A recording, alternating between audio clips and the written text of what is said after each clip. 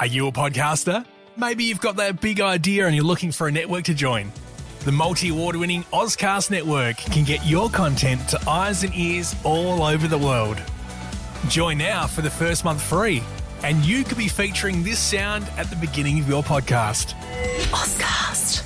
Simply head to ozcastnetwork.com for details.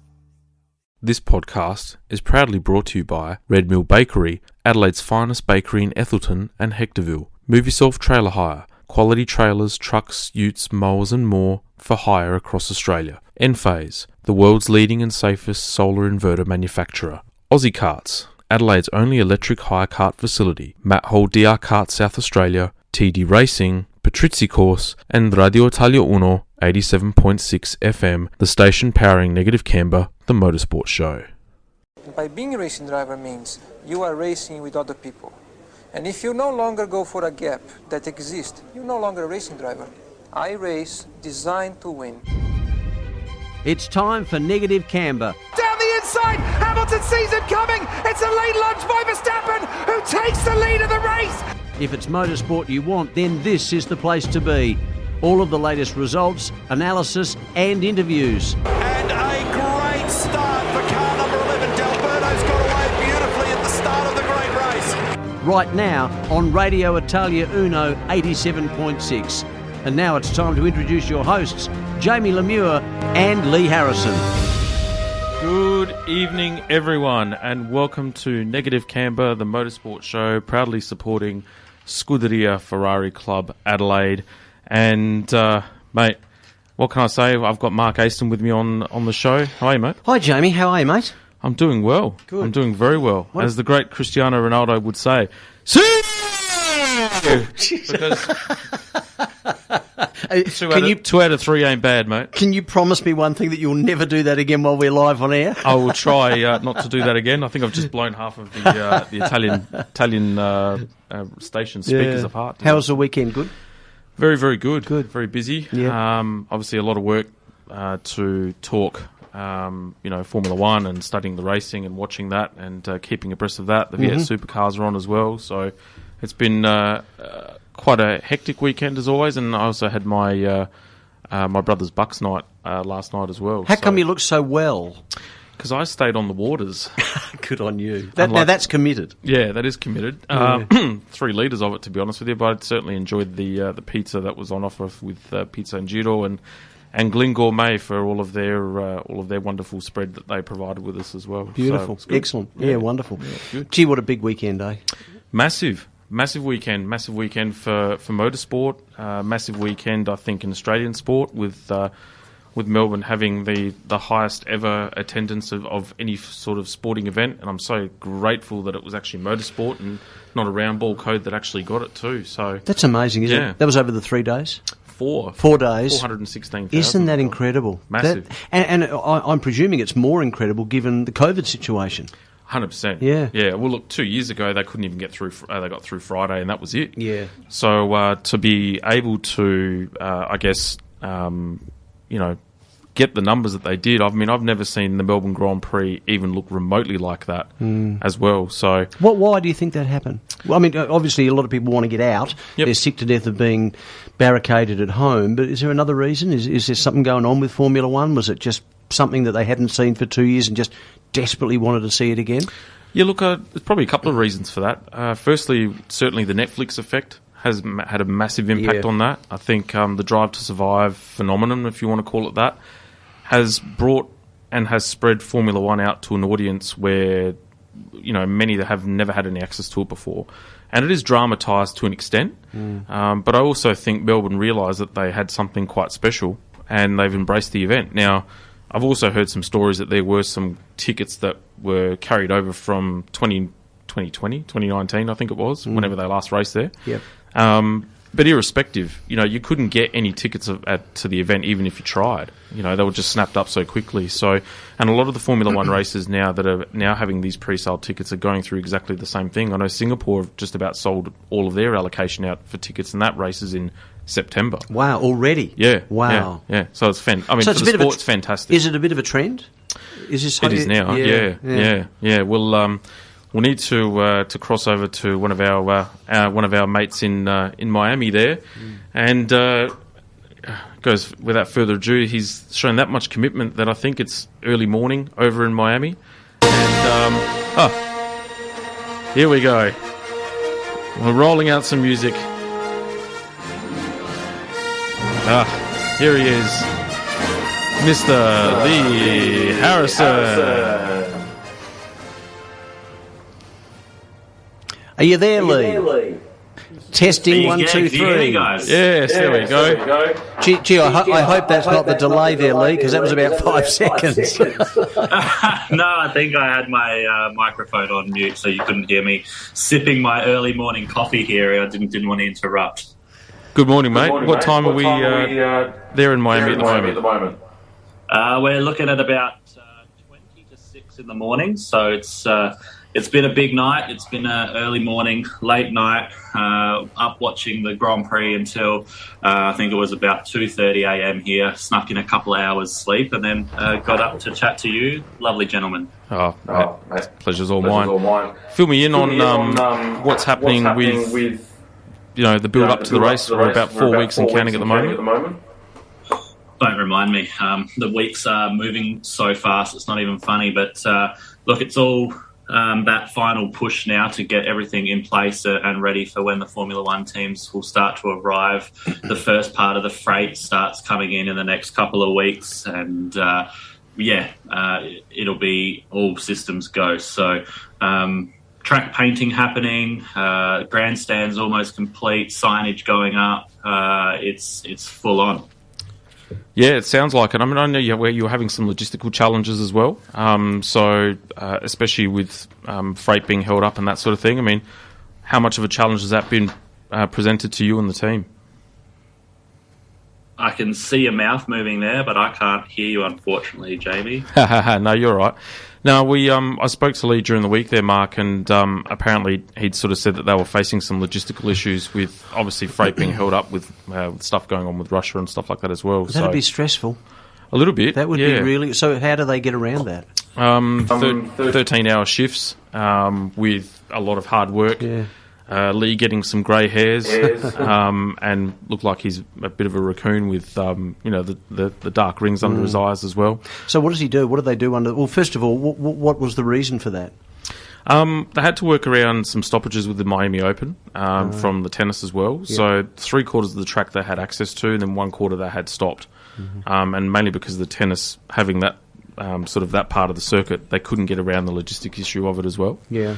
So what it meant was that they could focus on one part of the circuit, get that underway and get that right, and then once the tennis had finished, they could then concentrate on the back end of it. But what it's also meant was that there was issues with freight and all that sort of stuff as well now because of things that were happening outside of America. That's having an impact. But it's happened all over motorsport around Australia as well. And is that something that happens all the time? Are there always issues like that, or does it generally run a bit smoother? Normally they're a pretty well-oiled ship, but I think we're in times where obviously global logistics and supply chains are quite stretched.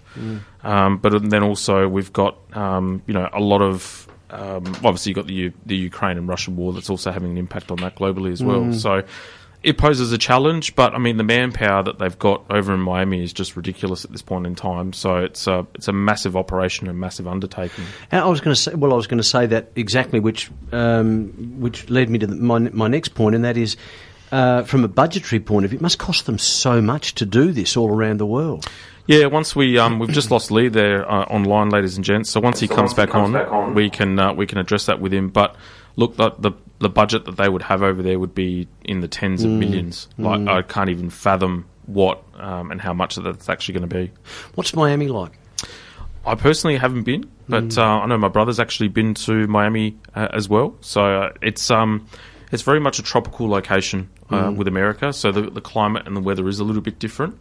Probably more humid and that type of thing, a lot more tropical in terms of their rain season and stuff like that as well. So, and what about the track? The track is, from what I've seen on the track map, it's probably a combination of, say, the Saudi Arabia race in Jeddah, where it's quite flowing and then quite fast, and then you'll have some challenges thrown in, which is more of a typical street circuit.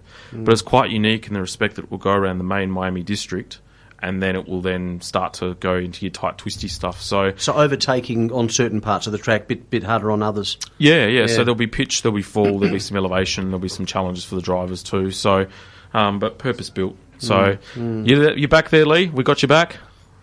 I believe so. Hey, all right. So one of the questions Mark had asked, because he's actually going to be joining us for the majority of the show, what are we looking at in terms of budget for Miami at the moment? What are they sort of throwing up in terms of dollars? So the figure that's being talked about at the moment is around about the $600 million mark, and that's to start to finish this project. Wow! So there was me talking about tens of millions. Now we're going hundreds. 600 million. Wow. Yeah, 600 mil is ridiculous. Where does that come from, Lee? So a lot of it's sponsorship money. It's a lot of personal investment by the owner of the promoter of the Grand Prix, who is the owner of the Miami Dolphins. It's a mixture. It's up to the promoter to sort of make it happen and then recoup their money through ticket sales and through sponsorship to the event. Wow. What were the question that we had before I lost you, buddy, was some of the logistical issues that you faced at the beginning of the week when we caught up was causing a bit of a nightmare. Can you sort of expand upon that? Yeah, I mean, it's we had the tennis, obviously, the Miami Open, which we shared the same campus with. So them setting up and bumping out all of their grandstands, all their infrastructure, their sponsorship activations, their corporate activations for spectators, and then having to bump that out as well meant that part of the campus for us, which the track runs through, was off limits. So we couldn't put in signage, we couldn't put in concrete barriers, debris fencing, and we couldn't get in and put curbs in. So it's just been a bit of a nightmare the last couple of weeks, but that's all sort of cleared away now, and we're a bit more free reign. The campus is back to Formula One, so it's moving along at an absolute bullet pace at the moment. And the other challenges that we're facing is just like most Grand Prix, Motogp and Formula One at the moment. The freight's always delayed. So just because it says it's going to be here tomorrow, don't count your chickens before they hatch, and always have your backup plan ready to go. Yeah. Hey Lee, we've got to take a break in a second, but just quickly, how many people are working on it? Lots. There would be probably 3,000 to 4,000 people on site with the construction people at the moment as well every day. And then race week, we're looking at around about 11,000 people to make the event happen. Wow, that's awesome. So that's recruitment that's ongoing at the moment, or have they all locked that in? It's mostly locked away. A lot of the people from the construction will come on board as sort of labourers and stuff for the event, but a lot of the hospitality providers are bringing their staff with them that they're trained, and most of them do events like this, festivals or Super Bowls or NFL games. So big contingent of people that are all ready to go, but then again, talking logistics, the logistics of getting 11,000 people onto site every single day and making sure that everybody is where they're supposed to be is another huge challenge, which we're dealing with at the moment as well in terms of buses and parking spaces and holding sites, I suppose, off-site for them to go to get checked in the morning. That's why they pay you the big bucks, buddy. And speaking of the big bucks, we're off onto a break. We'll come back and we'll catch up with you again about Miami, and we'll start to talk karting. You're listening to Negative Camber with Jamie and Lee on Radio Italia Uno 87.6 FM. Welcome back to Negative Camber, the motorsport show, proudly supporting Scuderia Ferrari Club Adelaide. It is now 7:21 on this beautiful autumn evening. You want to call that? It almost felt like summer today, 27 degrees. It was warm, wasn't it? Yeah, very nice. What was very it nice. like in Melbourne? About the same, about 27 the same. degrees. Yeah. Bit of a wind sort of down the back straight, which was testing some of the drivers with a bit of a tailwind. Speaking of tailwind, we have Lee live in Miami. Mate, tell us a little bit more about the big news that came out this week about Formula One going to Las Vegas for the first time in nearly 40 years. It's back. Yeah, it's going to be a pretty cool event. A big, nice long run right up the Las Vegas Strip. So it's just a short little track, only just over 3.5 kilometres or 4 kilometres, somewhere around there. Mm-hmm. Winding its way through some of the iconic locations. The MGM Sphere will be there, and Yeah, it's going to be interesting. Again, it'll be a logistical nightmare trying to shut down one whole side of the Las Vegas Strip and paddock and race control buildings and all that sort of stuff being built from scratch. But it's going to be a big event. It's going to be an amazing event, and I don't think the ticket sales will last very long. And I think there'll be a few hotels that'll be making an absolute monster off of rooms and stuff that weekend of the year next year. Now, considering your wife, Shay, is listening to this show, and she's, I can now announce my new boss. Shay, if you're listening, can you allow me some free time to travel up with your mate next year? Because I guarantee he'll probably get the gig, and we can burn some chips while watching cars burning up the track on the Saturday night in Vegas. Please tell me you're going to go for this. I think she'll be more than happy with that, but you might have to fight her for who gets to come and burn the chips up with me and get the access. I'll probably have to fight Bianca to give me the green pass to go. God bless her. No, she'll probably want to come too.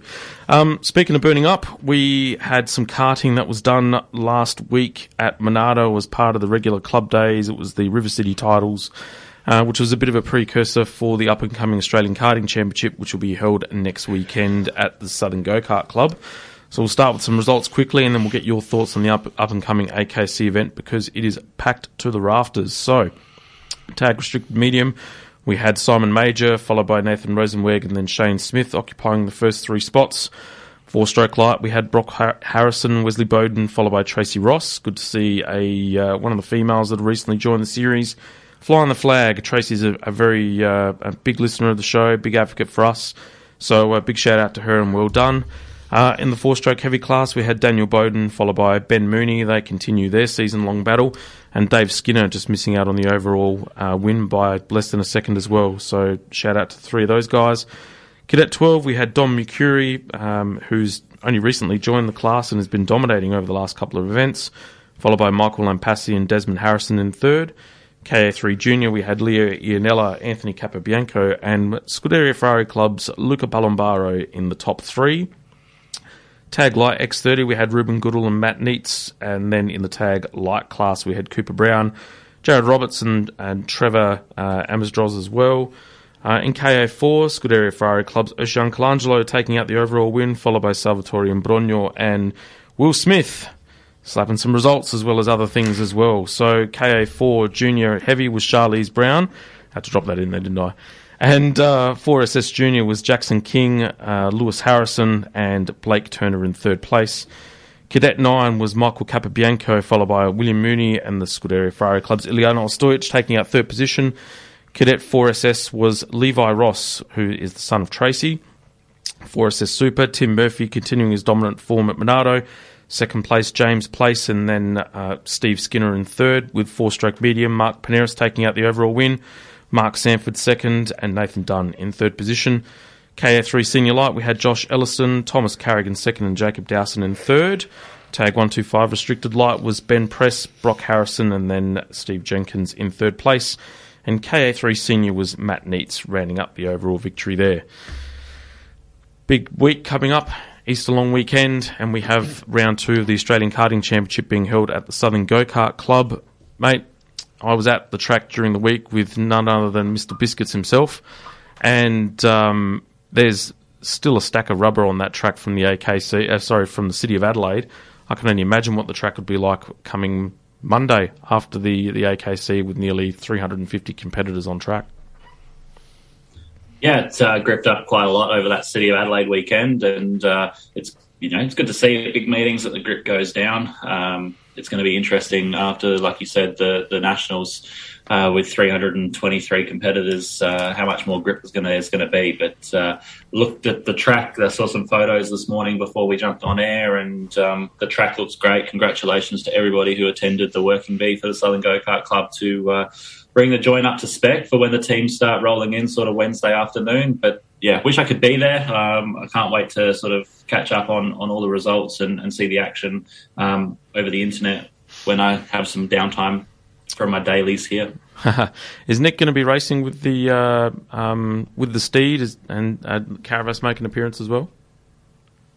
No, I don't think so. I think there was a lot of issues faced after City of Adelaide and got some work to do. So to jump in and just run around to make up the numbers is not the style that he wants to race with. So he'll go back to the drawing board and make some improvements, and we'll come back bigger and stronger. Yeah, absolutely. I think it's going to be, if we go through some of the classes, I think there'll be a lot of pressure on Troy Losco now to try and get a half-decent result in the KZ2s. They had a bit of a shocker, really, in Melbourne for the opening round of the season. So the pressure's going to be on to jag some big results, otherwise the title might start to slip away. Yeah, absolutely. He's going to be coming back with a vengeance, and he'll be fast. He always is at Bolivar. All of that Patricia course team are going to be fast around there. They've done their homework. They love to come down and race there. So it's going to be interesting to see how Troy bounces back. Looking forward to seeing if Alex Ninovich can keep his run going in KA3 after stepping up this year. That's going to be interesting to see if the PCR team can get some more results. Yeah, absolutely. I'd be keen to see how Oceane Colangelo goes in KA4. I think given the fact that she's got home track advantage there with some of the other competitors, it'd be good to see that she's got the actual support there of what that's going to look like. With Patrizia course behind her and how that was going to translate to results there too. I think she'll be my smoky for at least a top 10 result there for sure. I think she's got the goods for a top 10 for sure. Like you said, home track knowledge, not having to go and learn a new engine package, a new kart package, as well as a track that she's only driven on a handful of times before. So she should do pretty well, and she did really well at round one. So you could expect her to do well. Same with Iliano. She's got home track knowledge, so she should be looking good. In Cadet 9, she'll be up there strong. And Mercury and Noah Enright, they should be pretty fast in Cadet 12 as well. So there's lots of South Australians that have a strong shot. Jacob Dowson in X30 as well. He's always at the front on the national scene, even more so when you're coming to a track that he's done 100 million laps around. So hopefully we can get an SA person on the top step of the podium in one of those classes. Yeah, absolutely. I think I'm also looking forward to seeing the return of Ruben Goodall. So he's coming back into the fold under Matt Hall and using a KF kart now. So Matt's now become one of the distributors for KF kart, and that started to roll out at the City of Adelaide. So I know Ruben was really, really chuffed with how the KF kart responded with his sort of opening race at the recent Monado events as well. Really liked how the kart responded in corner entries as well as corner exit. So I know Matt was doing some work over the weekend at Monado as well, just to refine a setup for Ruben. I think, and he finished second overall there last year in the DR. So I'm really looking forward to seeing what he does in the X30 class this year. Yeah, he stepped up to X30 as well, which will be a big challenge. It's definitely a different beast racing X30 compared to Tag 125. So it'll be interesting to see and keep track of his results over the weekend. But yeah, him teamed up with Matt and the KF kart, chasing down Jacob Dowson as well. Hopefully it's just adding a little bit more South Australian firepower to the front of that field. There's plenty of talented people though, so it's going to be close racing like it always has been at Bolivar, and that's why all the drivers find it one of their favourite tracks to come to. It's a nice technical track. It's got a bit of everything, and it really tests the drivers. So it's going to be, when the grip goes down, especially come Friday qualifying, Saturday morning, it's going to be some really good close racing. Yeah, absolutely. So if you are keen to get some of, the Formula One of karting around the country, go to the Southern Go Kart Club over the Easter long weekend and see some of the best in the country, duke it out on probably one of the top 5 race courses for karting in the country. The much revered and much loved Southern Go Kart Club.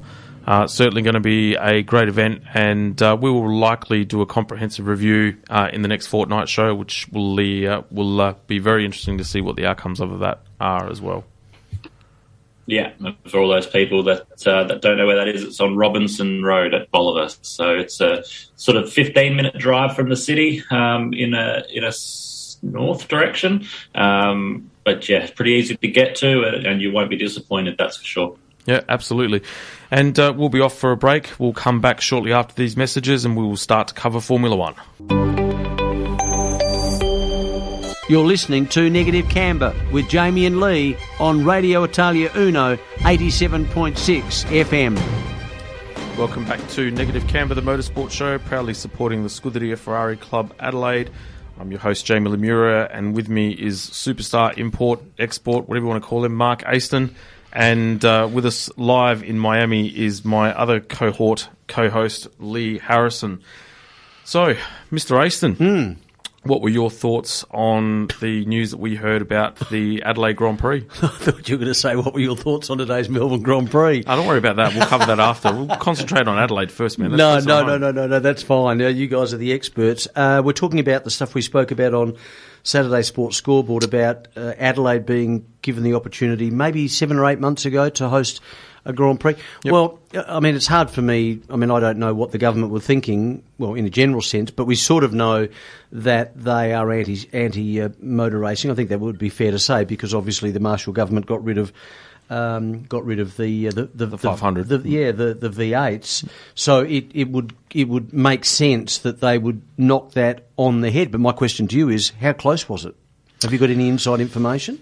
I mean, were they offered it? Lee and I both read the article that was published in the Advertiser during the week. So, I mean, I'll give my thoughts on it in a sec. I suppose I haven't had a chance really to speak to Lee about it. So, mate, what were your thoughts on the article that you read about Adelaide having the opportunity to host the COVID replacement for the Australian Grand Prix? Well, I think it was a lot closer than a lot of people realised. There was an open letter to the government written by Chase Carey, the CEO of Formula One at the time, to say that if in all senses the Melbourne Grand Prix could not happen, would there be the possibility that the Formula One could come to Adelaide?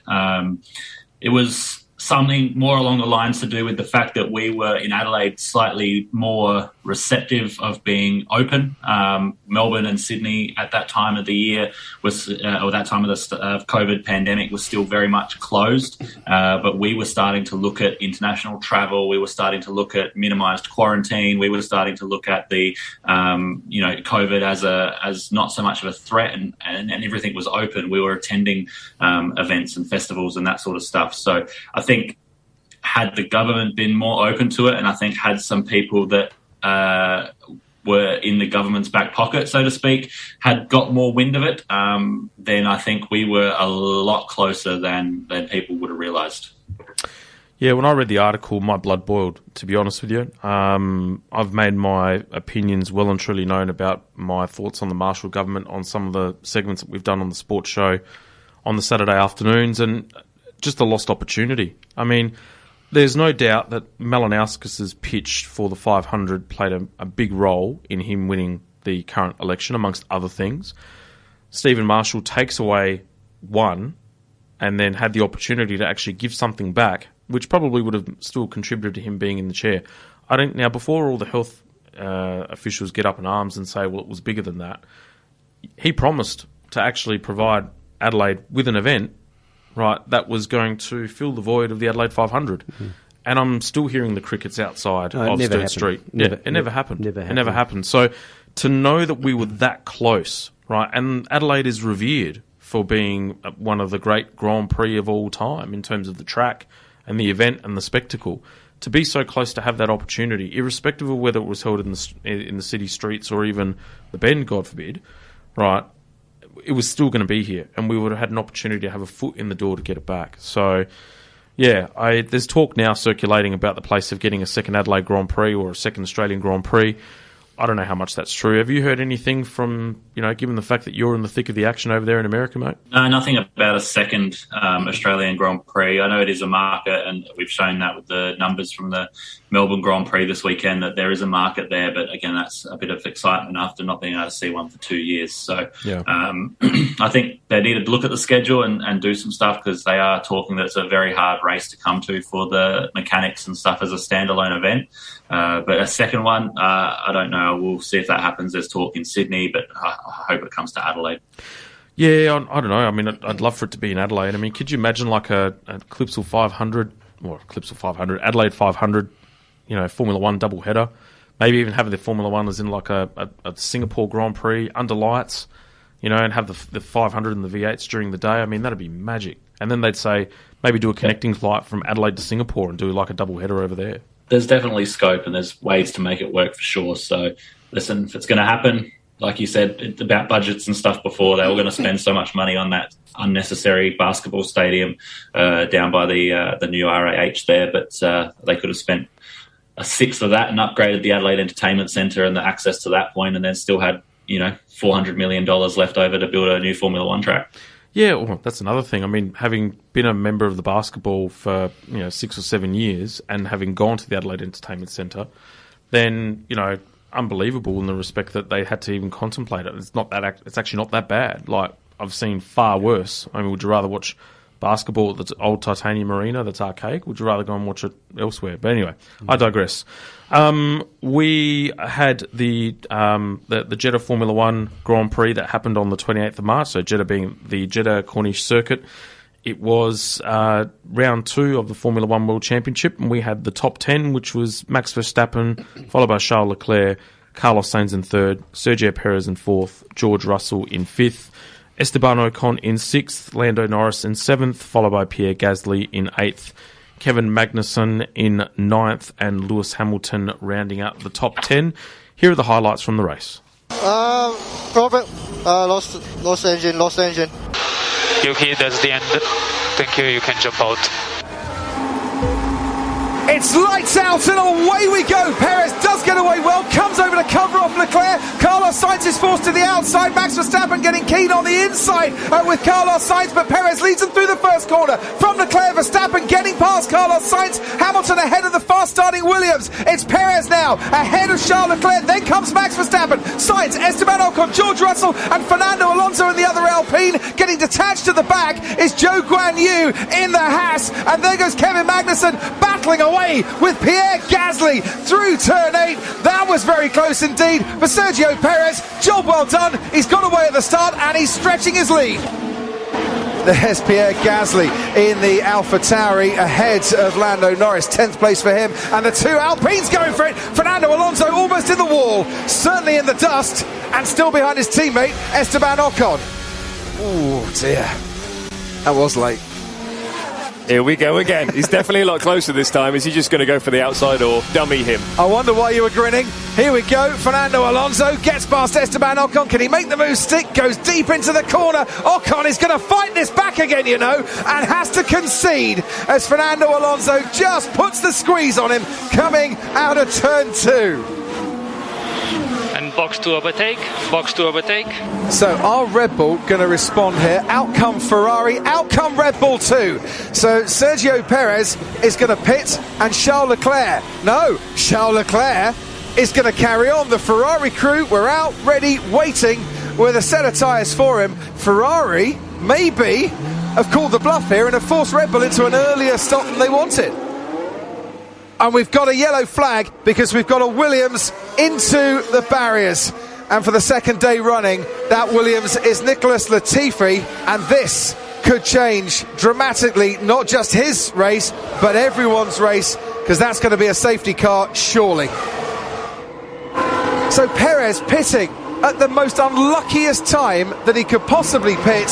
1 lap before the virtual safety car, followed by the safety car, has now gone from leader to 3rd, and Charles Leclerc inherits the lead of the race by staying out. He pushed me off. I was ahead. The Friday needs to judge this. I think I was ahead at the safety car. Okay, we are checking. And I think in the middle of the safety car to push someone off is dangerous. Charles Leclerc is holding it a bit before he can blast down the main straight. Carlos Sainz is right behind Sergio Perez. As down into turn 1 we go. Leclerc leads Verstappen. Perez leads Carlos Sainz. Down the inside goes George Russell on Kevin Magnussen. Russell's pulled off a brilliant move on the Haas of Kevin Magnussen, and George Russell makes his way up into 5th place. Checker, we need to give up the position to Sainz after the restart. We do the restart.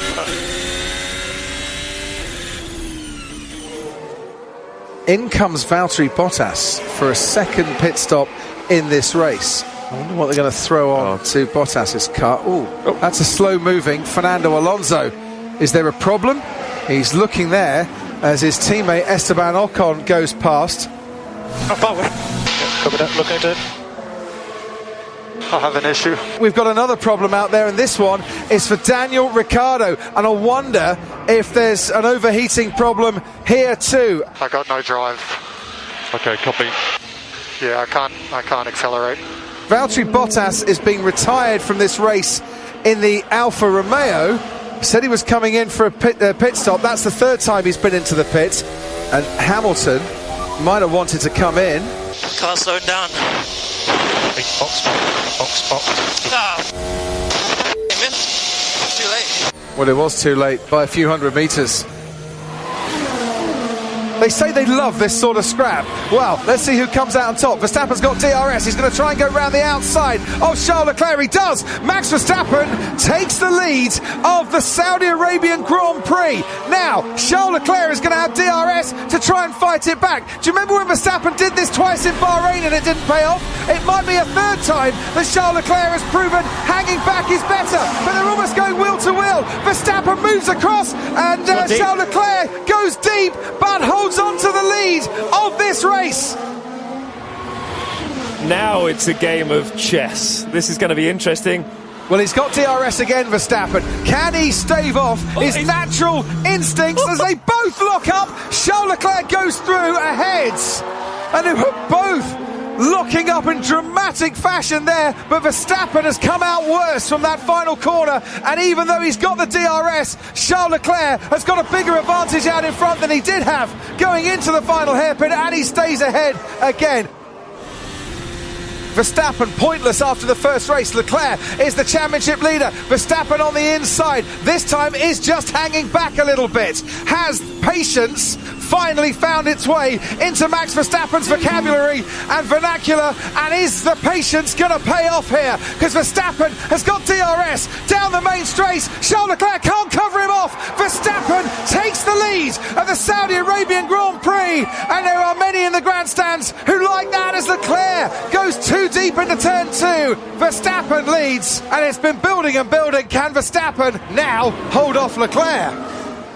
And now you don't need patience, because they're going to be racing to the checkered flag here, and it's not like Verstappen can come back at Leclerc. If Leclerc can't get this move done, or can get this move done, out of the final corner, Max Verstappen emerges in front. Such a close battle once again, and this time around it's Max Verstappen that wins out. He takes victory in the Saudi Arabian Grand Prix, and Charles Leclerc comes home in second place. It's a Ferrari double on the podium as Carlos Sainz manages to take third. Meanwhile, Lando Norris is having a go into the final hairpin with Esteban Ocon. Can Ocon, who got out-dragged to the line and missed out on the podium here last year, lose another place right at the last? Ocon just stays ahead of Lando Norris.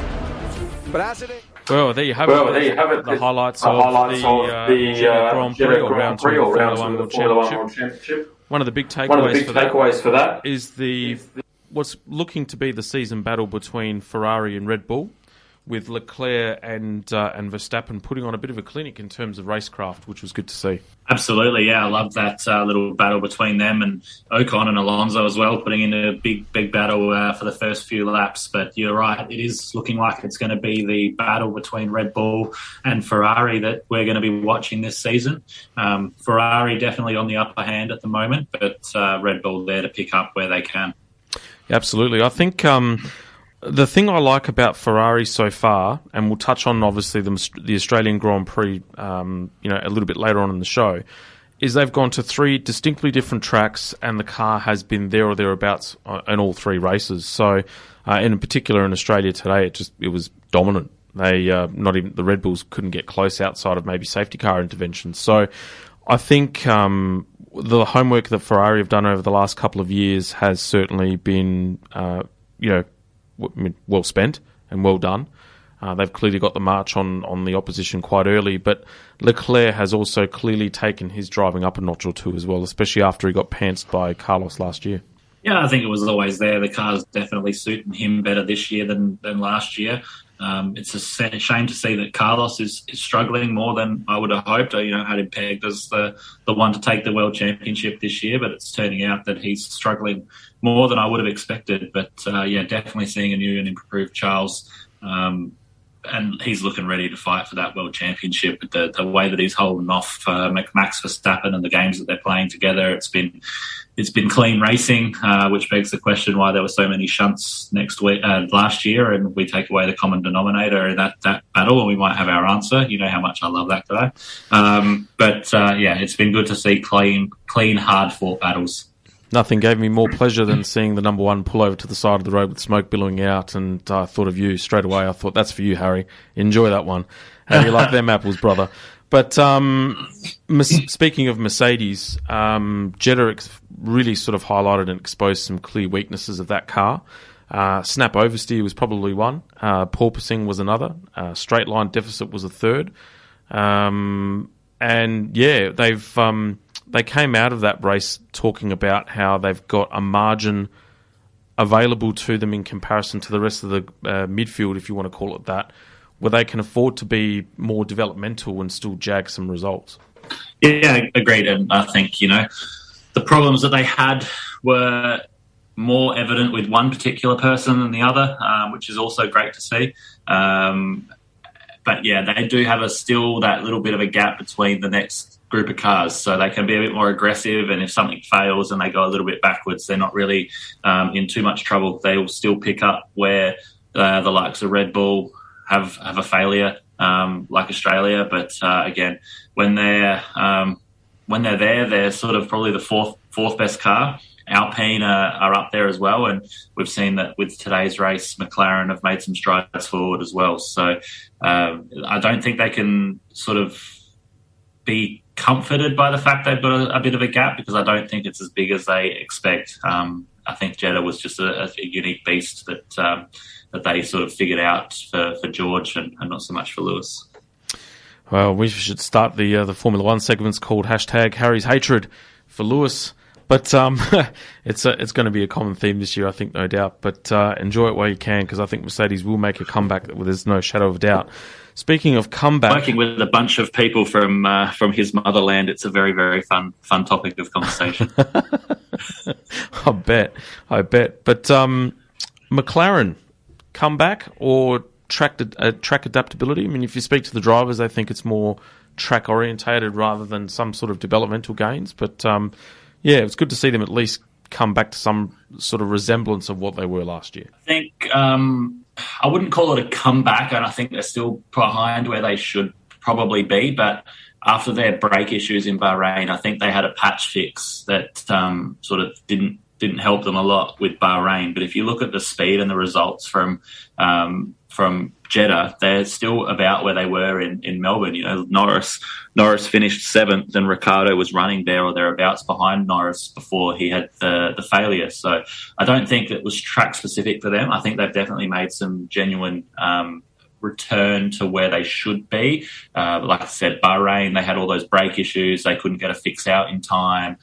They rushed sort of something to get them through the race, and that sort of took away from their aero efficiency around there.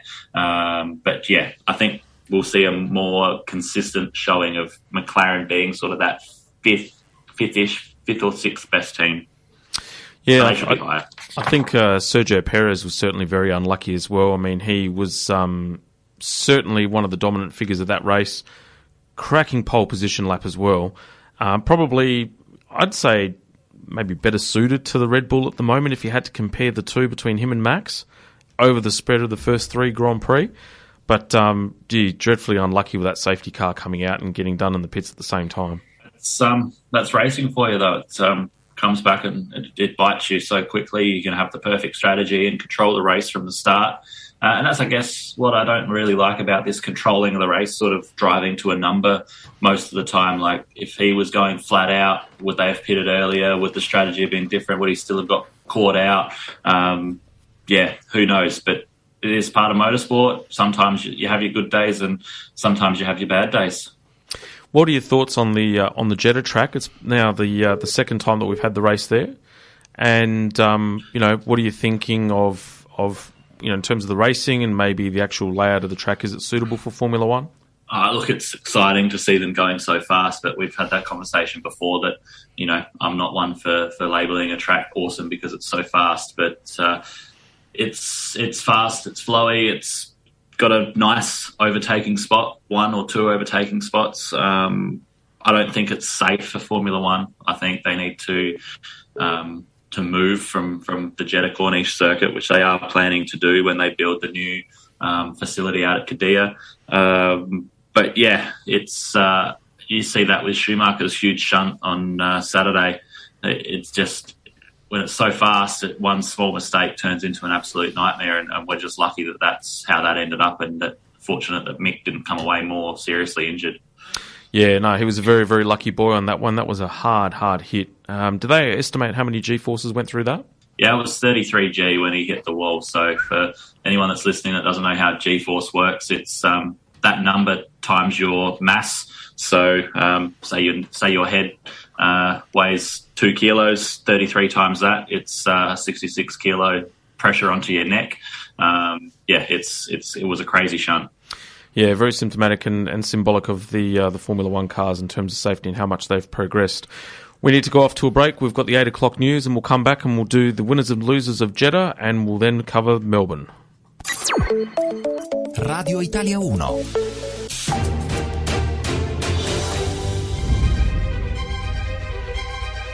You're listening to Negative Camber with Jamie and Lee on Radio Italia Uno 87.6 FM. Welcome back to Negative Camber, the motorsport show, proudly supporting Scuderia Ferrari Club Adelaide. I'm with Super Sub Mark Aston here in the studios of Radio Italia Uno, and my ever-present sidekick, Mr. Lee Harrison, over in Miami, live at some God knows o'clock in the morning over there. Mate, appreciate your effort. It's all for love. I understand, but know that you're missed, and I can't wait to have your backside in the seat next door to me here in the studio. We can relive old times. It's definitely a labour of love. I haven't seen my bank account grow from any payments from you, so I hope you know how much I love you.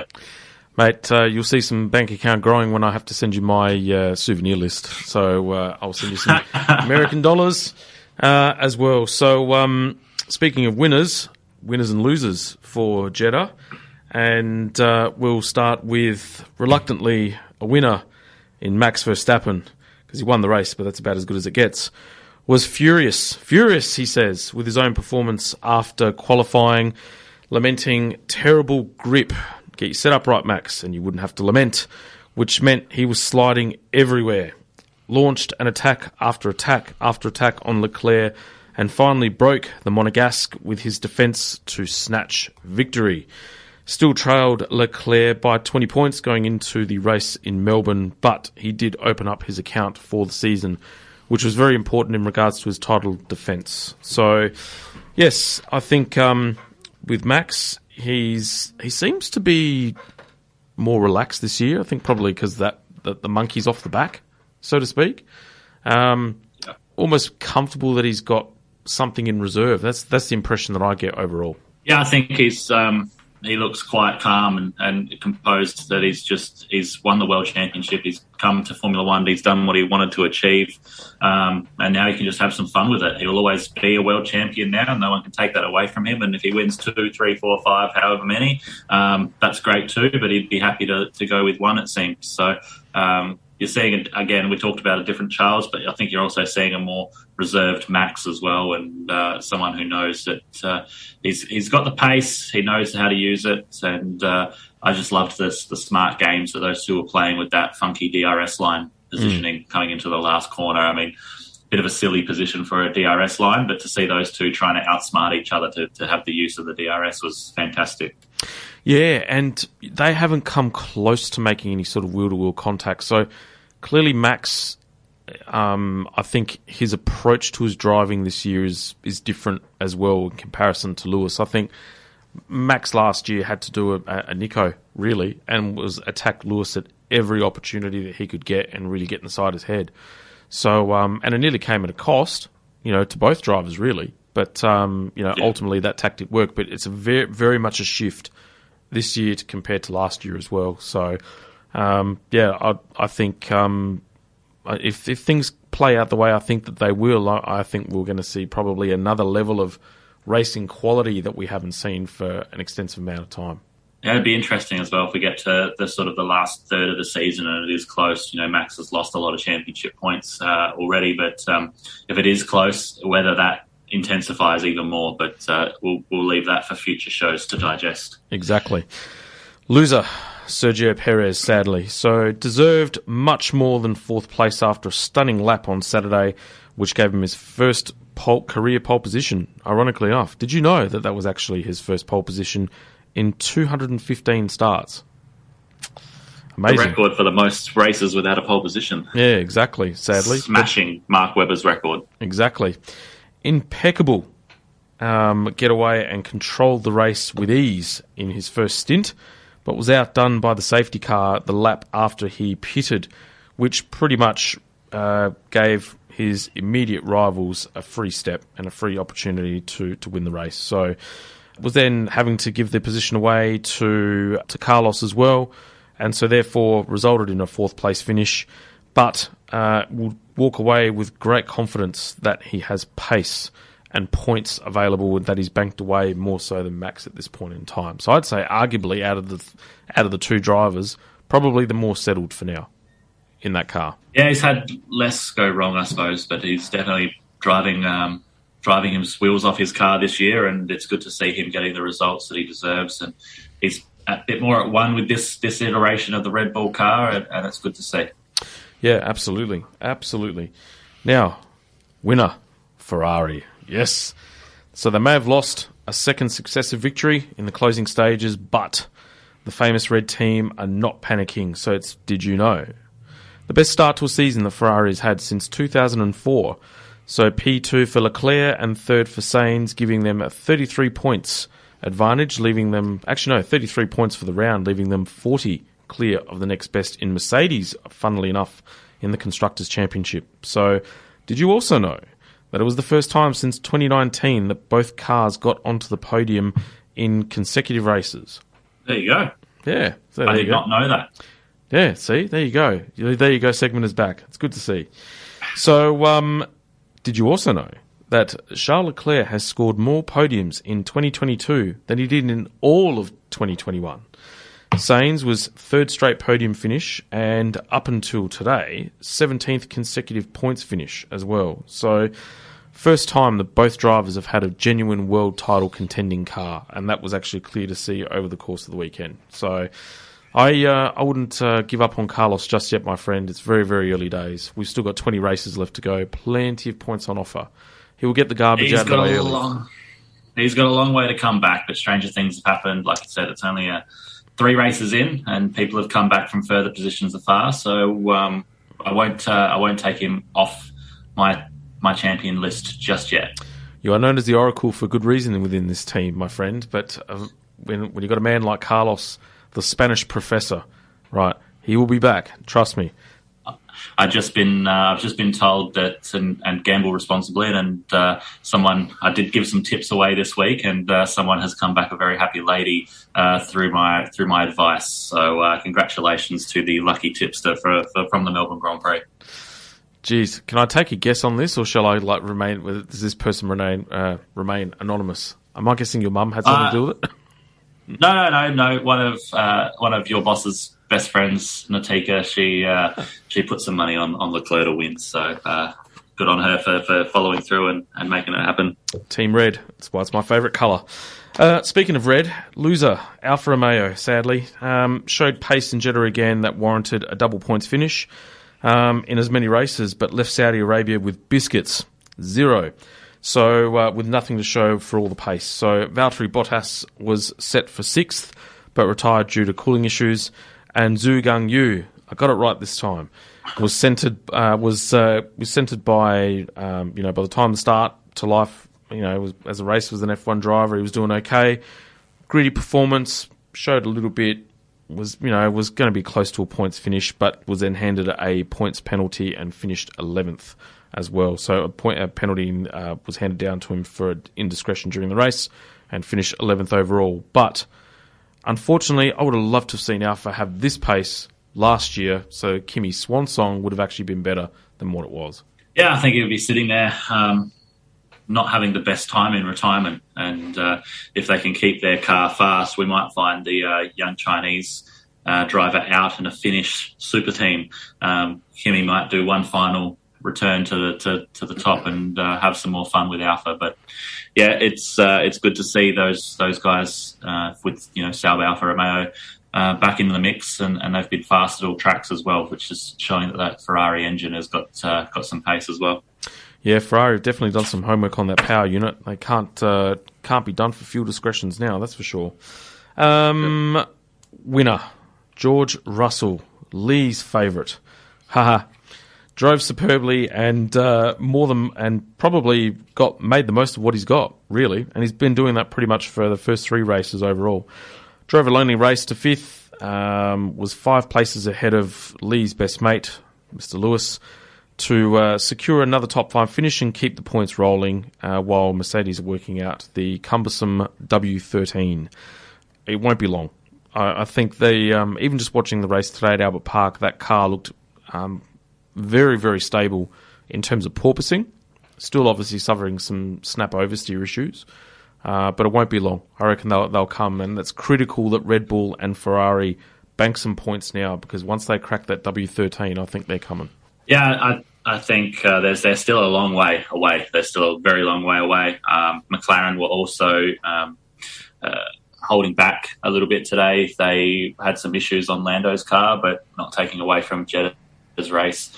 You said Russell's made the most of the 3 races with what he's got. He's been doing the most with the last 3 years. I mean, you look at the amount of times he put that Williams into places where it should never have been in the first place and never spoken about being. In the wet at Spa, he almost poled it. He's almost been in the points a million times in that Williams that should have been languishing 19th or 20th. So the kid can drive. He jokes that he's my favourite, but I do have a lot of respect for what George does with those race cars, and it's showing his talent. We spoke about it when he subbed in for Lewis and made Bottas look a little bit silly that he was the real deal, and he's just showing everybody that he is the real deal. And when Lewis was struggling at Jeddah, Russell was there to carry the team, and that's what Mercedes are looking for. Yeah, absolutely. Look, he's definitely a talent, and I think that battle, that inter-team battle between Lewis and George will be very interesting if George continues on this rapid rate of progress over the course of maybe the next 3 or 4 races. So, last one in terms of winners and losers, Jeddah edition, Yuki Tsunoda, a tribute to Biscuits. Or Matt Mahar, as he likes to be also known at, needed an arm around his shoulder, and Biscuits wasn't there to provide it all weekend. So first, a suspected water system issue forced him out of qualifying, and then a driveline problem struck on his way to the grid, which ended his hopes of making the start. So he's definitely been showing some glimpses of pace this year, but just needs to keep his head up. So they have been struggling AlphaTauri for the first couple of races, that's for sure. I think they're getting their head around the car, but Yuki has certainly been getting his brunt of the bad luck. Yeah, I think Yuki's been carrying that bad luck. Pierre has been a lot more better off. He's had a bit better points finishes and getting the most out of the car. It's definitely a fast car. They showed that in Bahrain. Pierre was there or thereabouts to get in Jeddah, so they've got that Red Bull powertrain. I think they're suffering some of the same issues as what Red Bull is, but they'll get on top of it. They've got smart people in their corner, and it's going to be an interesting second part of the opening 6 races for them, and looking forward to seeing them improve. Yep, and we're looking forward to a break. So we will leave for a short break, and then we'll come back and review the Melbourne Grand Prix.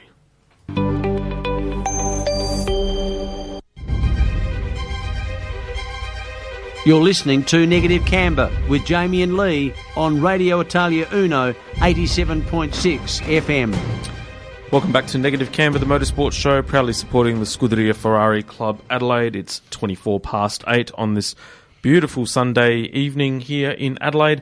Very quickly, big shout out to Ron and the team at Podcast City for enabling us to have this show.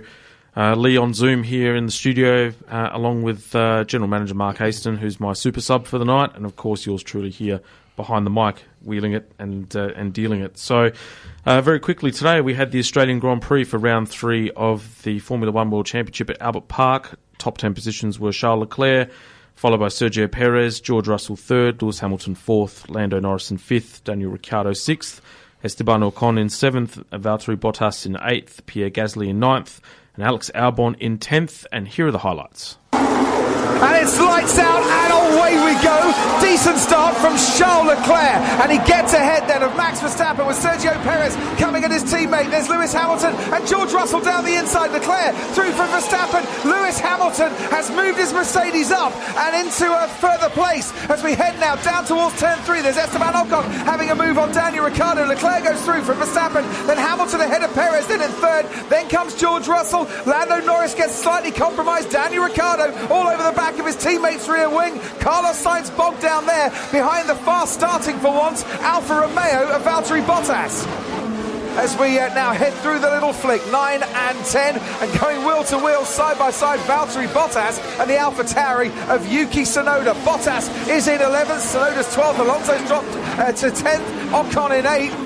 And they're all just compressing up now at turn 11. Carlos Sainz, he's struggling a bit in these opening laps and barging wheels there with Mick Schumacher. Sainz tried to go around the outside. Remember, Sainz and Alonso on the hard compound tyre. Just watching Sergio Perez and his start, and watching closely once again how he has to pull out before he collects his teammate Max Verstappen. Yeah, he had to be cautious there, didn't he?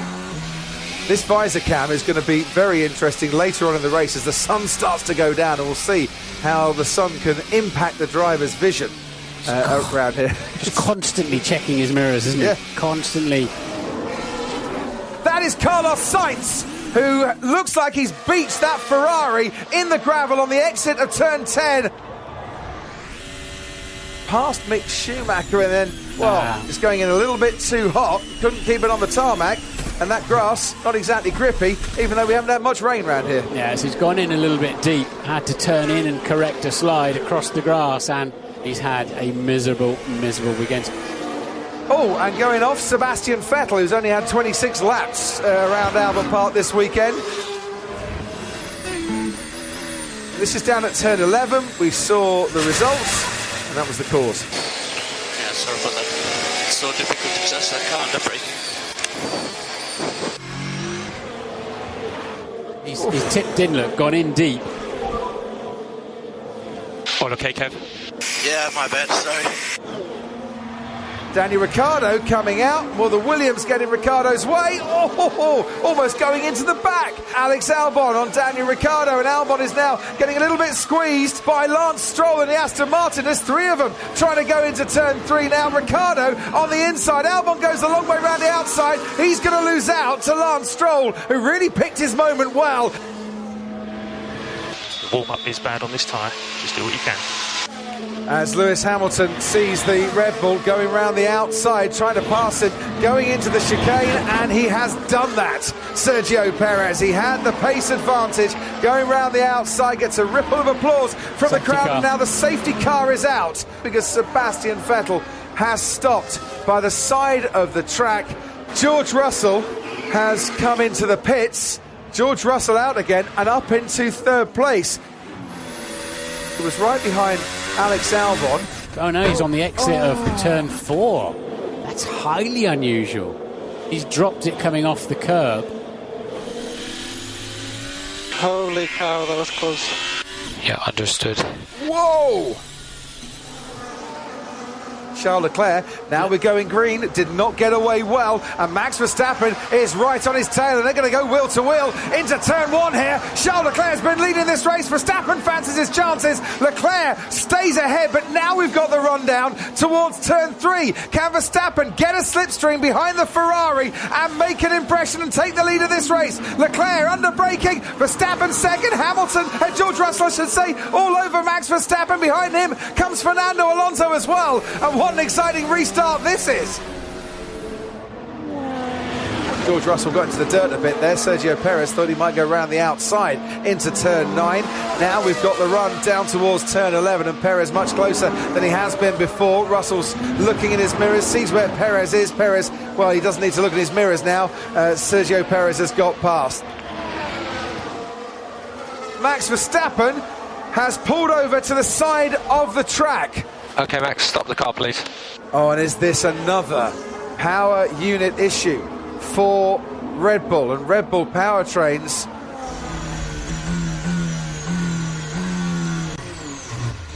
Well, that's... Did he shut that off, the engine off himself? Yeah. Let's have some weird fluid. Everything is itself. So he smelt it, turned the engine off, was told by the team to turn the engine off and pulled over at turn 2. This is Valtteri Bottas. Oh, getting very, very close indeed as the Aston Martin of Lance Stroll squeezes his way down the inside. Stroll made me to go off the track, just revealing overtake. Understood. Keep pushing. Pierre Gasly has locked up into turn 13, and there's another one that has gone onto the grass, and as a result Gasly has been passed by Valtteri Bottas. Here he is, nice gap on the inside, don't mind if I do. Charles Leclerc keeping up Ferrari's happy hunting ground in Australia. His 3 previous career wins have come from pole, make that 4 career wins from pole position as Charles Leclerc takes the fastest lap of the race and wins the Australian Grand Prix. Perez finishes on the podium, takes second place, and for his first podium of the season, George Russell comes home to finish in third, ahead of his teammate Lewis Hamilton in fourth, fifth for Norris, sixth for Daniel Ricciardo.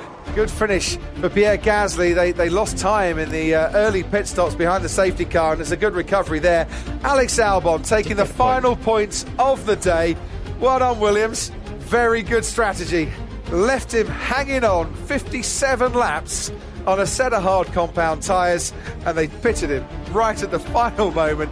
Charles Leclerc started on pole, and he came home to take the win as well. It has been a bumper weekend of motorsport festivities here in Albert Park. What a weekend as Formula One returns down under. Speaking of return, it was good to see the racing back at the track. Lee, what was your thoughts on the actual race this week, this weekend at Albert Park? Yeah, it was a bit of an exciting race. Obviously, the track changes and the new cars being able to follow a bit closer have done what they intended to do. We were talking off air. Would like to see that little left-right chicane in the back straight made a little bit less clumsy now, because everything else is so fast and flowy. It doesn't really make sense there. So that's probably hampered a little bit the overtaking as they go down into that turn 11 complex there. But good race. One of the more exciting Melbourne Grand Prix that we've had ever. So it's good to see that it's back.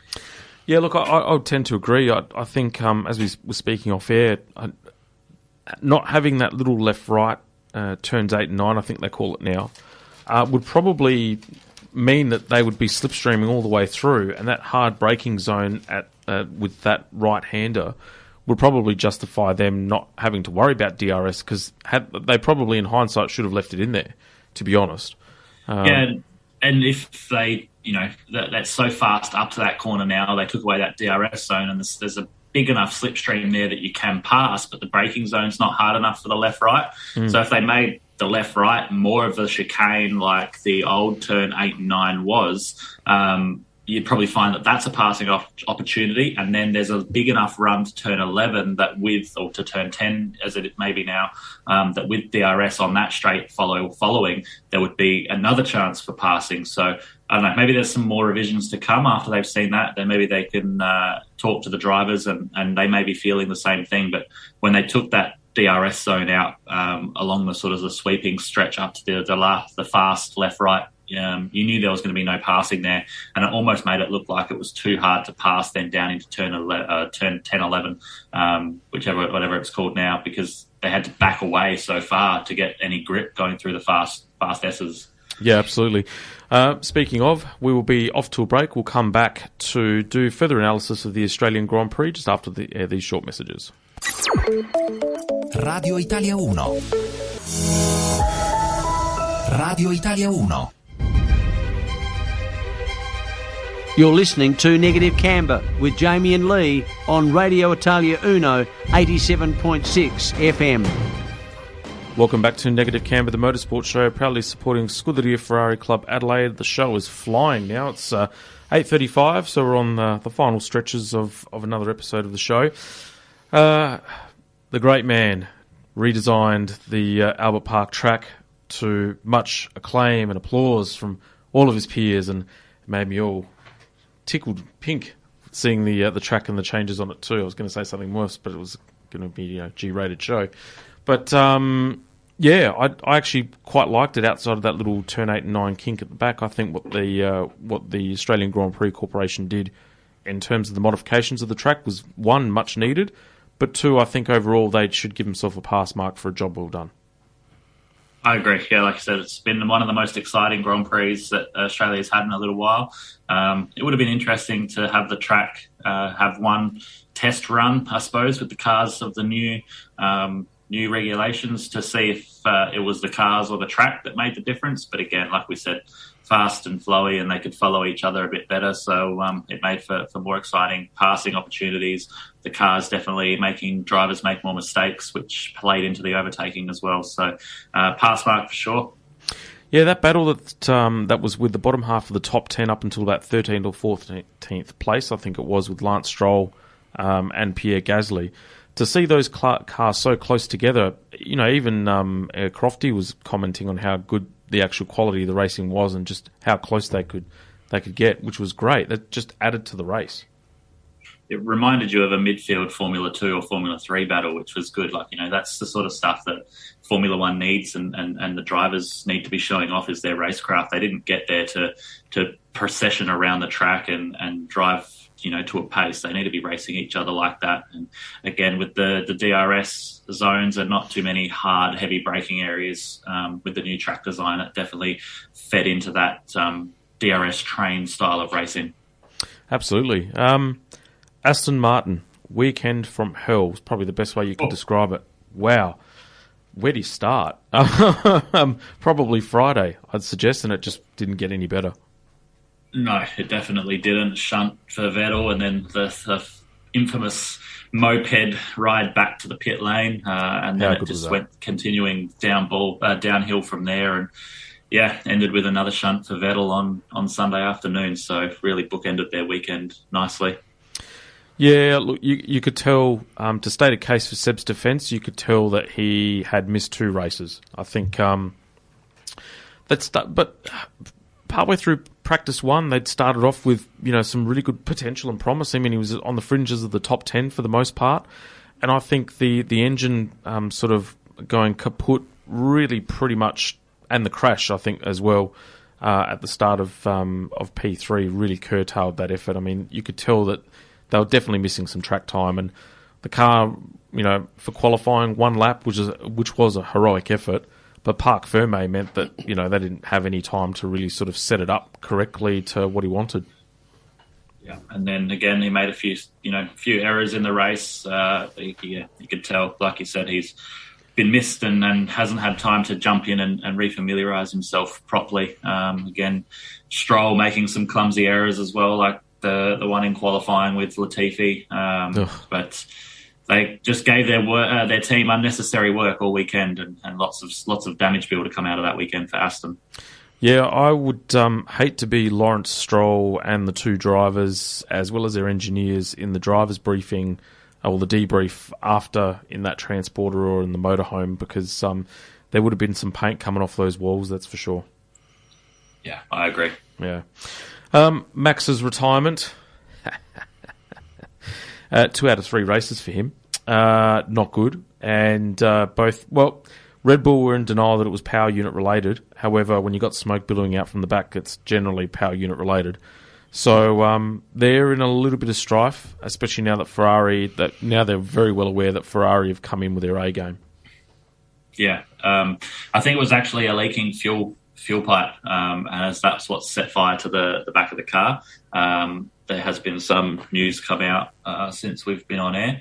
But yeah, look, they're fast. They just got to stop dropping points. if they can be reliable, then I think they're still going to be a force to be reckoned with. We've said that Carlos is not out of the championship, and Red Bull definitely aren't out of the championship either. It can quickly swings and roundabouts, and a couple of unlucky races for Charles, and everyone's right back into it. Yeah, absolutely. And speaking of Team Red, woo, they were on ripping pace all weekend. They were just on it. But my God, the porpoising going down the back straight for that car, the engineering behind it is phenomenal, because it's so violent in terms of its porpoising, like especially around Albert Park. But then to have that much grip and speed going through the corners if you were the Mercedes engineers, you'd sit back and go, how did they manage to pull that off? It's about the drivers as well, I suppose. Like, if the drivers are happy to sit there and have their bum and their coccyx slammed into their neck a million times down the straight and can put up with it, but the car can settle quick enough to turn it in, you roll with it, because at the moment that's what it's about. It's about getting that ground effect, and you don't need to be sucked to the ground in a straight line. You really need it just to be settled as soon as you get below a certain amount of speed and downforce, and you're good to go, turn in and throw it away. So if they can put up with it with the drivers, that's good for them. Every other car is still porpoising, but they're obviously being a little bit more lenient on how much they're letting it bottom out. See, what this tells me, Lee, is that driving for Ferrari invokes such passion and fire that you would have your coccyx sent up to the top of your and base of your skull just for the sheer love of driving for the Prancing Horse. Any other team would tell you to go and get nicked. I'm not going to debate that at all. You see the pride and the passion. Everyone wants to drive in red. They all want to be. Lewis even himself has said, I would love to have driven a Ferrari in my career, but it's part and parcel of the job. If that's what's getting you fast and that's going to make you world champion, hell, I'd be okay with that too. Yes, one of the great disappointments in my motor racing fandom was not seeing the great man Ayrton racing in Scuderia Ferrari. I think the Italians would have adored him. He would have been godlike status. Probably still would have been alive today if he didn't cross over to Williams, but I digress. Mercedes, chipping away. They're getting there, slowly but surely. That was probably their, least most competitive outing that they've had all year. Yeah, look, like we said, they're not going to take a long time to get on top of this, but again, they're still so far away from Red Bull and, at least one of the Red Bulls and the Ferrari's pace. They've still got a lot of work to do. McLaren were hot on their heels, chomping at the bit, and if they weren't managing a problem with Lando, they probably would have been a bit more in the fight, like you saw earlier on in the race. But yeah, Mercedes still got some work to do. George pulling his weight, which is good to see. It's good to see that he can prove to everybody that he's got what it takes by matching Hamilton and bettering him on most days of the week. Yes, Lewis had a traditional Lewis brain fade in terms of reading the race. It's become apparent that he's able to read the race with the help of the engineers, but I mean, it wouldn't have taken too much to understand that he got the raw end of the stick purely just by the safety car. But to question the strategy of his engineers was probably a little bit rich, I thought. Yeah, it's all down to the safety car. No one can control that. The engineers can't. He can't. We talked about it with Perez in Jeddah, but to come on and say that they messed it up, or no, you just got unlucky with the safety car, which is unfortunately part and parcel of your racing, Lewis. But George got lucky and made the most of it to come away with that podium, which was good to see. And then Lewis having to hold station and then being told that they've put him, him telling his engineers they've put him in a hard spot, I think is a little bit of belittling towards how good George is actually driving. Yeah, no, he drove very, very well this meet, and Alonso was exceptional as well, and that's lived to fight another day with Alpine. That was one that got away, sadly, and that was all set up by the crash on Saturday. Yeah, and they were one of the driving forces behind the DRS zone, so there's a change. There's a lot of speculation in the paddock that they pushed for it, and that it was definitely something that was going to help them out with a setup choice, the way they'd gone with some setup direction. Other cars running more wing than they were, so when they took that DRS zone away, they were a little bit more slippery in the straight line. But yeah, his unfortunate hydraulic loss on qualifying, he was on for a solid. He could have been on the front row. He was fast, so it would have been interesting to see how much better his race panned out if he'd been able to capitalise on that. Yeah, speaking of capitalisation, we're going to capitalise on the final break for the show, so we will be back and we'll find out what grinds your gears, as well as Jamie's jokes.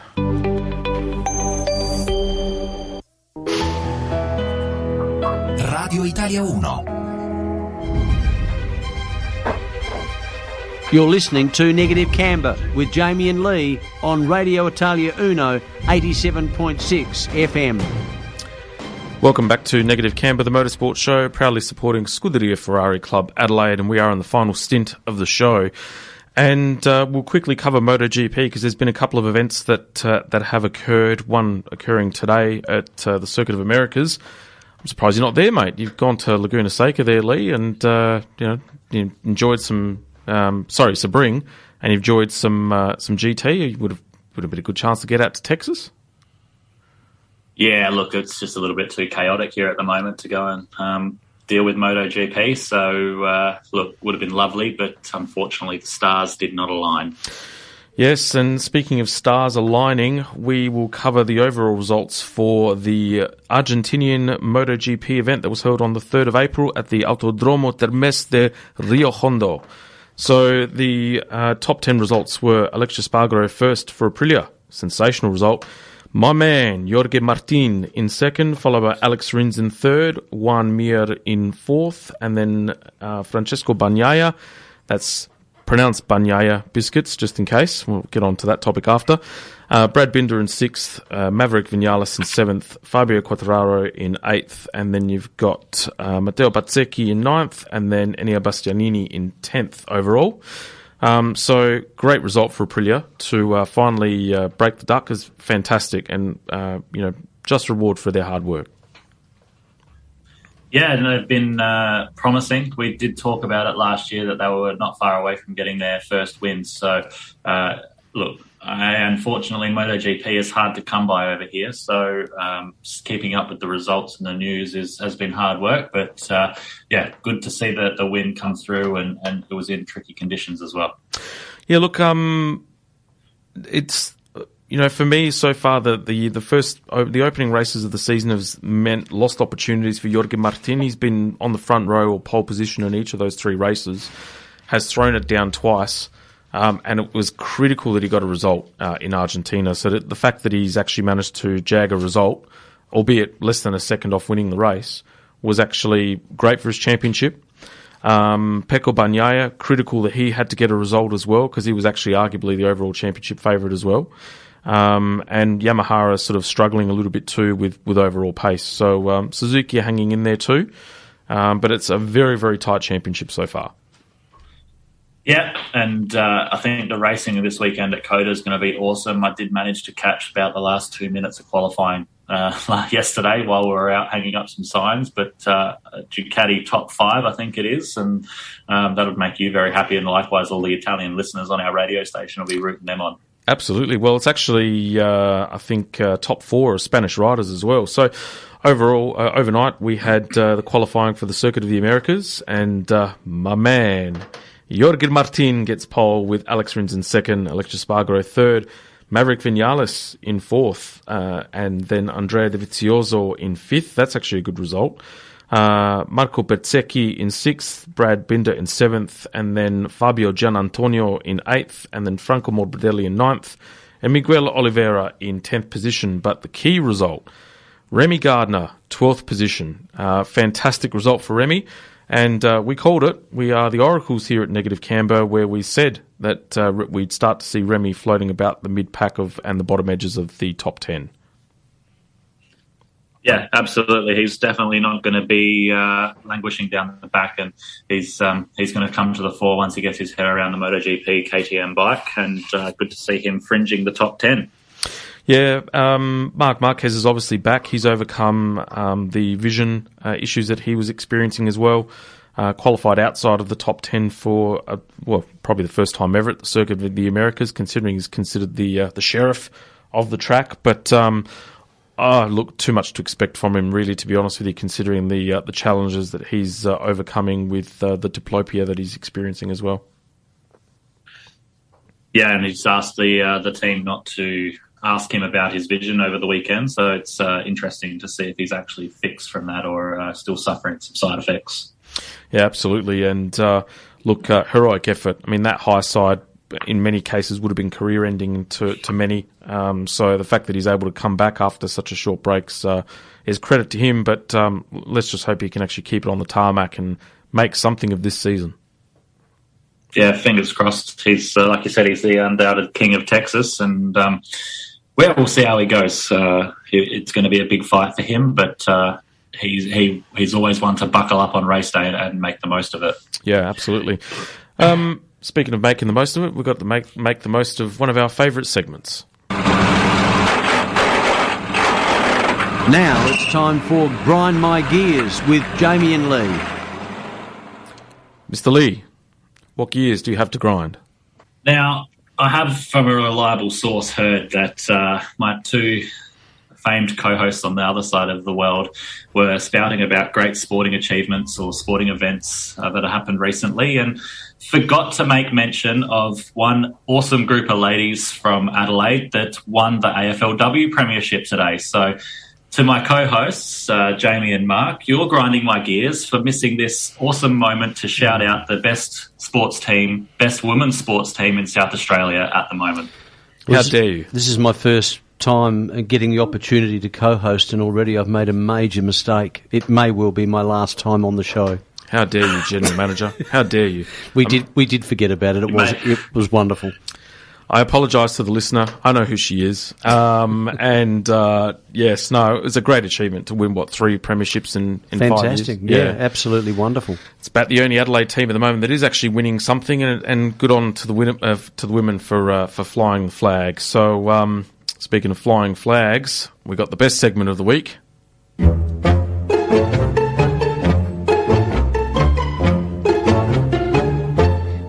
Now it's time for Jamie's joke of the week. Let's get ready to laugh our socks off.